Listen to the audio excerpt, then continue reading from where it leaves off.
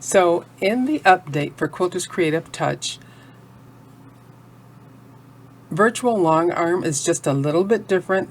You can no longer access it through Basic. You have to go through Quilted. And rather than it taking you into a basic Panto Stacker screen, you go immediately into the quilting interface screen. And then you just proceed through it just like if you were in Basic and developing a pantograph that has to be sewn in zones. It will walk you through however many zones your large design requires. And I'm going to start from the quilt setup with 4 blocks across, 5 down. The height of my quilt will be 40 inches, the width will be 32 inches, and the block sizing, height 8 inches. And I'll say OK. Now I want to make one large block, so I'm going to merge all of the smaller blocks together. So I'll hold my left mouse button down and drag down and across so that I have selected all the blocks.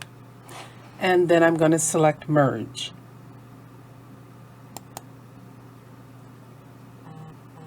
And now I have already selected the cat pattern that I'm going to bring in. So I'm going to place my pattern. And that's how it's positioned. I want my cat to fill the entire space. So I'm going to go over here to sizing. I've unchecked the lock because I want to size him individually taller and wider. So first I'm going to make him tall as the block. And of course I could change my steps. I could make it larger, but I'll just do medium a couple of times. And so he's kind of tall and skinny. And so now I'm going to expand him widthwise. Okay, that looks pretty good. I'm going to sew in zones, but of course I do want to save this. So I'll go up here to my floppy disk drive, left mouse click, and I'm going to call him Virtual Long Arm Cat. And this is going to be saved as a quilt pattern in C, powered by Quilted, in the Quilts folder. So I'm going to save Virtual Long Arm Cat. Save it. I'm going to save over that. All right, now I can go to Sew in Zones. So it's telling me here that because my cat as one block is larger than my quiltable space, that's going to trigger Virtual Long Arm, which is going to split my pattern. So just read through that and see what it says, and it's telling me that the height of my pattern is 37.5, which exceeds the zone height of my safe area, which I put in as 15.3. So just read through that, and I'm going to say yes, I do want to continue. Do I want to save the zone sewing session? Sure. And I'm going to call him also Virtual Long Arm Cat. And because this is a zone sewing project, it's going to be saved in C, powered by Quilted, Patterns, Zone, Projects. And I will say save. And yes, I'm going to overwrite the file that already exists there, so I will say yes. All right, and this is the first part of my pattern. I'm using a center point placement.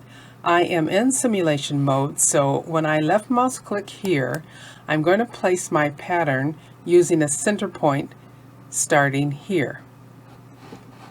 I'm clicking here, but if I were on my machine, the needle of my machine would be right over this spot, and then I'm going to place the pattern by clicking the green box with the yellow dot. And it's telling me that I should indicate on my quilt where this first zone is being marked. So this is actually called Zone 0. I'll say OK. All right, it's placed my pattern, and there's my cat. He's not exactly centered, but that's the way I have him in the block, and there's more to the pattern towards the left. So it really is the center of the block. So I'm going to say sew, and notice he's cut in half, so we're just getting pretty much the head and the neck.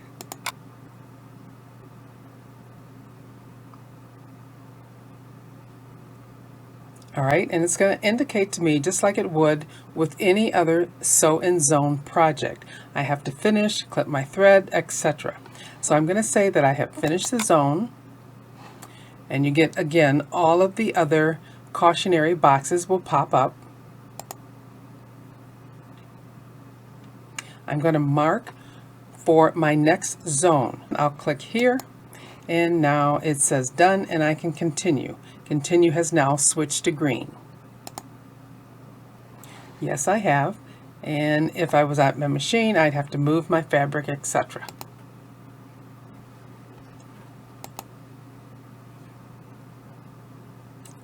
All right, so it's indicating to me that I will have to advance my fabric, and now my fabric where I have marked it for zone 2 should now be underneath my needle. So I'll say okay. Yep. All right, now we're looking at the second part of my cat, or the middle part of the cat. And what I also like to do at this point is to go into Zone Manager, just to be sure of where my cat is being broken up. Okay, and I have changed my pattern height to 85, and the reason I did that was normally I have it at 95, but what it was doing is making the third zone of my cat come right through here, and so it made an odd cutting right underneath here. So I changed that pattern height to 85 to move my zone height up a little bit, make my previous zone line up with my next zone, and I will use endpoint adjust to make that possible. So it will take me into an additional screen where when I'm sewing my second zone, zone 2, I can make sure that my stitching lines mark up with the previous stitching lines. So having done that, I'm going to say okay.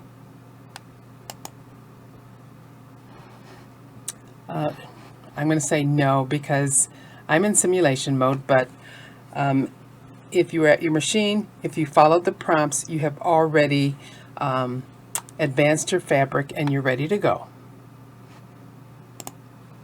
So I'm going to mark my second zone right here, and I'm going to place my pattern by clicking the green box with the yellow dot. Okay. And I'm also going to go into optimize. Right now I have a break in my pattern right here, and I don't really think that's necessary, but I'm going to take a look and see how it's set up. So I'm going to go into optimize, and I'm just going to check for breaks and animate stitching just so I can see the pattern that it's sewing. So I'm going to take my speed down to 1, and I'll say okay. And animate stitching, and let's see, where is point 1? Okay, here's point 1 here. I'm not going to remove any breaks right now. I just want to see how it's sewing.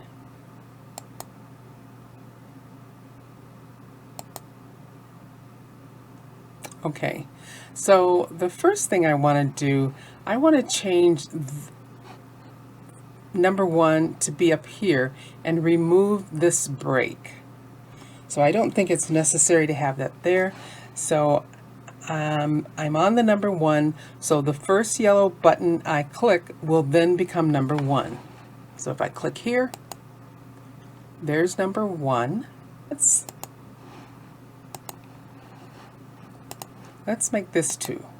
Okay, so 1, this will be 2, this will be the 3 segment, this will be the 4 segment, and it can jump over here and do a 5.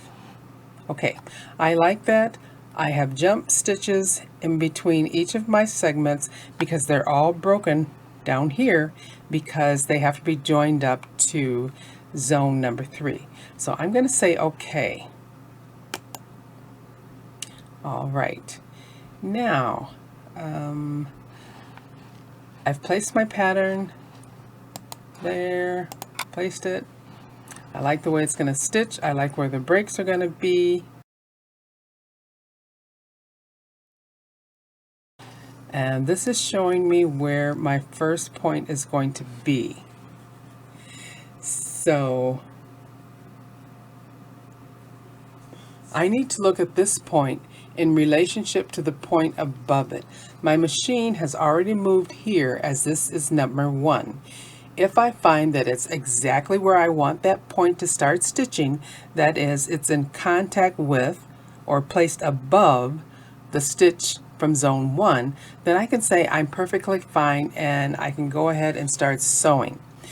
If, for example, it doesn't meet up with the last point of stitching from zone 1, I can adjust it.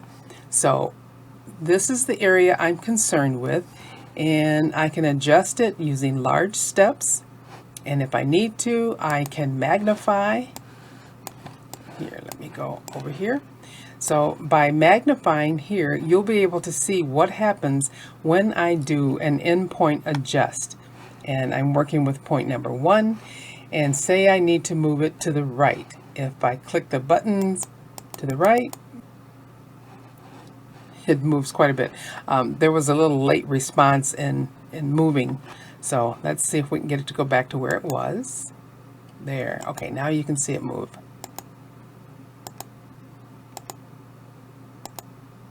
Okay, that's where it was originally.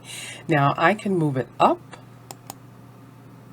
Okay, so where you're seeing the blue marking as opposed to the black is any adjustment that's made in that point. So I'm going to move that. I can reset all or reset current. Okay, so I'm back where I was originally, and if I go smaller, then I am back to my original picture. So endpoint adjust, you only need to use it when, in this case, I'm going to try to get this point and this point to match up with the points from the previous zone. I don't have to do anything with the points down here. So I'm going to say OK, and I do want to start at point 1. So there it is. So I'm going to hit sew. And remember, the machine has moved itself in relationship to where it believes that pattern should begin sewing. And most of the time, it's going to be very, very close to being spot on to where the line of stitching ended in the previous zone. And the only time you have to use endpoint adjust is if it is not exactly where you want it to be. And you will be looking down through your hopping foot to make sure that where your needle is going to come down, that it's going to start where you want it to. Okay, so I like the positioning. I'm going to press sew. I'm starting at point 1, and it's going to begin sewing. I stopped right here. I want to move to next, and I don't want it to stitch, so it's showing me that there is a jump stitch from here to get over to here. Move to next and begin sewing again. Move to next, begin sewing again.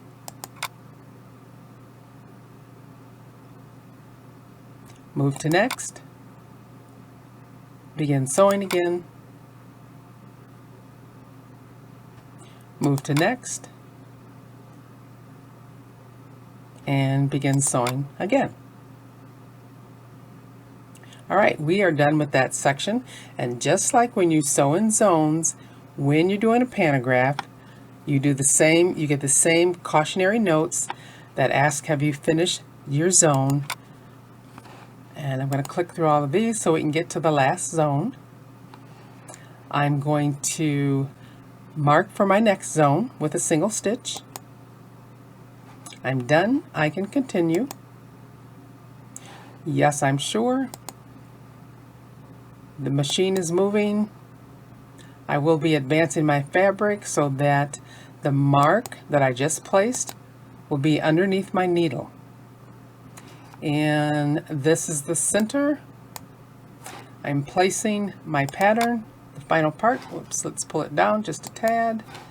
Placing the pattern to get it out of the red area.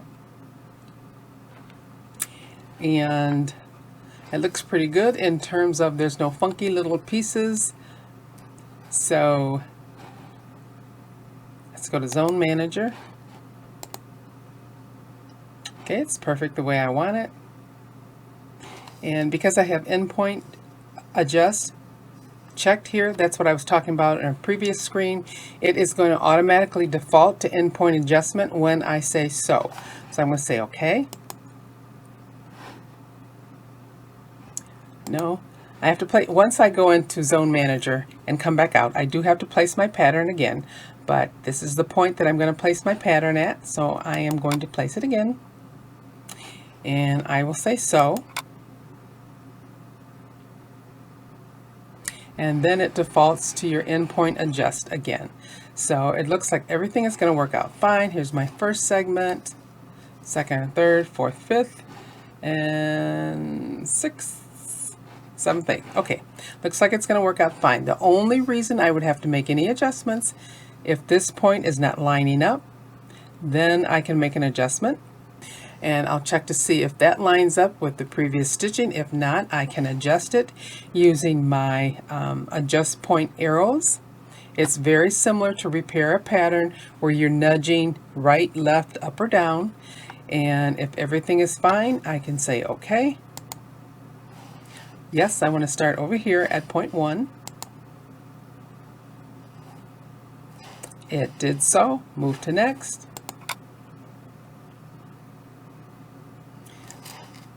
And it's going to walk me through doing each one of these adjustments. If I didn't check that endpoint adjust, but it's nice that it takes you to do that. So I'm going to say OK. And now I'm going to start with point 3. So that takes me there.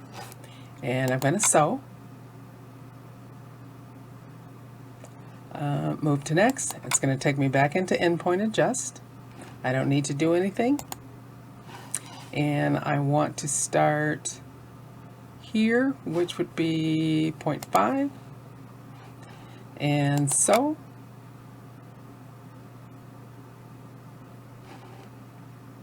And let's see, move to next. Takes me back into endpoint adjust.